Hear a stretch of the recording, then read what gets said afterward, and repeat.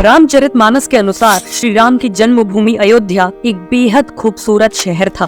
City का layout well plan था। जगह जगह विशाल भवन, मंदिर और गार्डन्स थे। सरयू नदी के चलते पानी की कोई कमी नहीं थी। इकोनॉमी भी काफी स्ट्रॉन्ग थी। दूर दूर से आए ट्रेडर्स वहाँ दुकानें लगाते थे। बाजार हमेशा ग्राहकों से भरा रहता था। ये शहर आर्ट्स, क्राफ्ट और कल्चरल एक्टिविटीज का एक प्रोमिनेंट सेंटर था। कई विद्वान साधु संत भी यहाँ बसते थे, जिस कारण एजुकेशन और स्पिरिचुअलिटी का यहाँ से एक स्ट्रॉन्ग कनेक्शन था। अयोध्या उस समय सच में वर्ल्ड की one of the greatest city थी।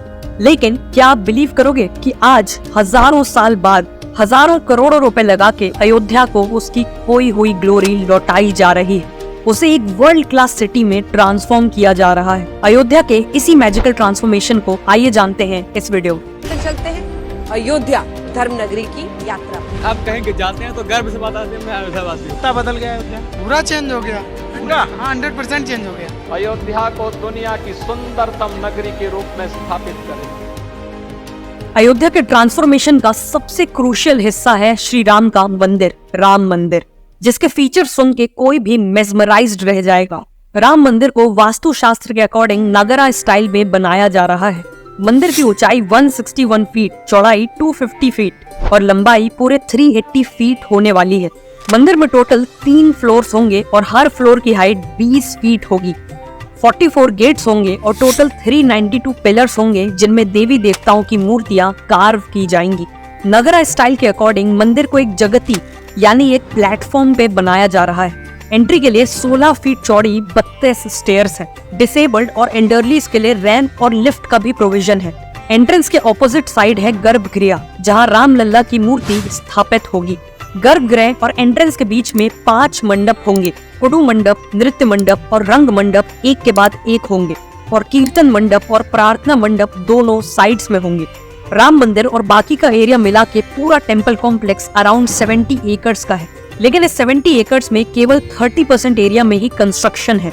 बाकी के 70% एरिया में केवल पेड़ पौधे हैं, जिसका मेन ऑब्जेक्टिव है एनवायरनमेंट और वाटर कंजर्वेशन। इसी टेम्पल कॉम्प्लेक्स में रामायण से जुड़े हुए कुछ प्रमुख किरदार जैसे महर्षि वाल्मीकि, महर्षि वशिष्ठ, महर्षि विश्वामित्र, महर्षि अगस्त्य, निषाद राज, माता शबरी और देवी अहिल्या के भी मंदिर बनाए जाएंगे।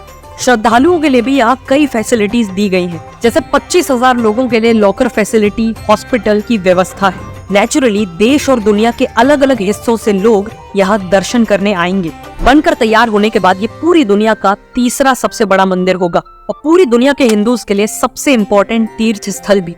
मंदिर की ओपनिंग के बाद अयोध्या में हर दिन 3 से 5 लाख विजिटर्स की आने की उम्मीद है और इसीलिए अयोध्या में इन लोगों को पहुंचाने के लिए कमाल के इनिशिएटिव्स लिए गए हैं। सबसे पहले तो 240 करोड़ रुपए लगा के अयोध्या धाम जंक्शन रेलवे स्टेशन को बनाया गया है। लेकिन सबसे ज्यादा स्पेशल है स्टेशन का डिजाइन, जो खुद मंदिर से इंस्पायर्ड है। बिल्डिंग के टॉप पे नगरा स्टाइल के 2 शिखर लगाए गए हैं और सेंट्रल डोम का टॉप भगवान राम के मुकुट से इंस्पायर्ड है। रेलवे स्टेशन की ही तरह एयरपोर्ट का डिजाइन भी राम मंदिर से इंस्पायर्ड है। एयरपोर्ट का नाम रामचरितमानस के क्रिएटर के नाम पे महर्षि वाल्मीकि इंटरनेशनल एयरपोर्ट रखा गया है। ये एयरपोर्ट बाहर से तो ट्रेडिशनल दिखता है, लेकिन अंदर से उतना ही मॉडर्न है। एयरपोर्ट प्रीमाइसेस में fountain, rain water harvesting, solar power plant और वाटर और सीवेज ट्रीटमेंट प्लांट जैसे मॉडर्न फीचर्स हैं। इन्हीं फीचर्स के कारण इस एयरपोर्ट को ग्रिया 5 star rating for environmental sustainability मिली है। एयरपोर्ट की खास बात यह है कि इसके इंटीरियर में लोकल आर्ट और पेंटिंग्स के थ्रू श्री राम की लाइफ को दिखाया गया है।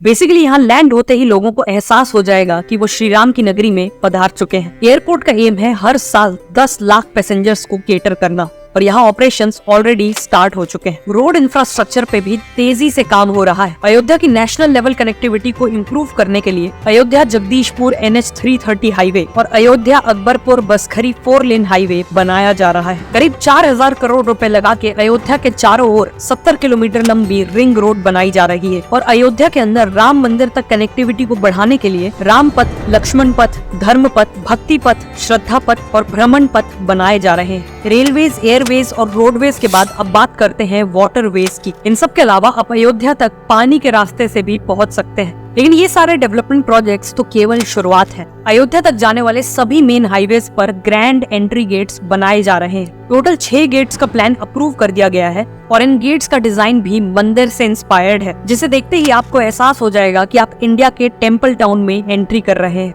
इन गेट्स का नाम भी रामायण के कैरेक्टर के ऊपर श्री राम द्वार, लक्ष्मण द्वार, हनुमान द्वार, भरत द्वार, जटायु द्वार और गरुड़ द्वार रखा गया है। इसके बाद अयोध्या में करीब 50 एकड़ के एरिया में एक टेम्पल म्यूजियम भी बनाया जा रहा है। इस म्यूजियम का ऑब्जेक्टिव है विजिटर्स को इंडिया के सभी मेजर टेम्पल्स की हिस्ट्री समझाना। आखिर एक टेम्पल किसी पर्टिकुलर जगह पे ही क्यों बनाया गया, उस टेम्पल की कंस्ट्रक्शन की फिलॉसफी और मेथड्स क्या थे, वह पूजा के तरीके क्या थे, ये सब यहाँ समझाया जाएगा। इसीलिए अयोध्या में इंडियन वर्जन ऑफ डिज्नीलैंड भी बनाया जा रहा है, जिसका नाम होगा रामलैंड। यहाँ टेक्नोलॉजी का यूज करके श्री राम की कहानियाँ सुनाई जाएंगी। रामायण में जिन लोकेशन का जिक्र है उन्हें हूबहू बनाया जाएगा। अल्ट्रा मॉडर्न राइड्स, एक्सपीरियंसेस और एंटरटेनमेंट ऑप्शंस भी होंगे। इसके अलावा अयोध्या में श्री राम का स्टैचू भी बनाया जा रहा है, जो दुनिया का टॉलेस्ट स्टैचू होगा। करंटली वर्ल्ड का टॉलेस्ट स्टैचू है गुजरात का स्टैचू ऑफ यूनिटी, जिसकी हाइट है 790 फीट। लेकिन श्री राम का 823 फीट का स्टैचू पूरा होने के बाद स्टैचू ऑफ यूनिटी का भी रिकॉर्ड तोड़ देगा।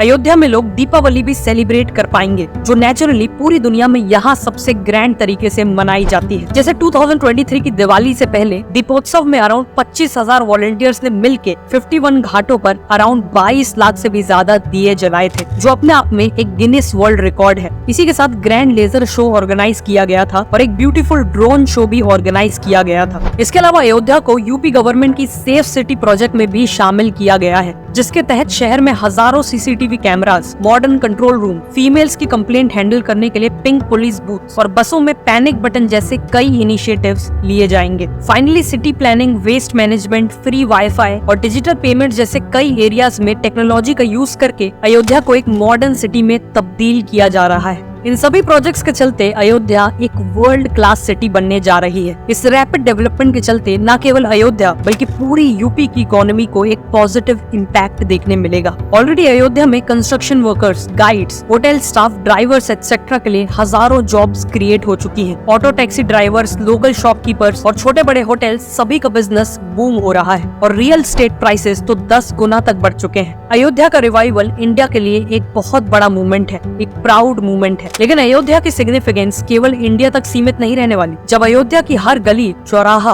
बिल्डिंग्स, म्यूजियम्स और बाकी सभी चीजें इंडिया के एंशिएंट कल्चर्स और ट्रेडिशंस की कहानी सुनाएंगी और इस तरह सुनाएगी कि पूरी दुनिया के लोग वहाँ खींचे चले आए, तो नेचुरल है कि पूरी दुनिया को इंडिया के कल्चर के बारे में पता चलेगा। और जब पूरी दुनिया इंडिया के महान कल्चर को पहचानेगी तो उनके मन में इंडिया के लिए रिस्पेक्ट कई गुना बढ़ जाएगी, जिससे अल्टीमेटली वर्ल्ड ओवर इंडिया की सॉफ्ट पावर में एक्सपोनेंशियल ग्रोथ दिखेगी।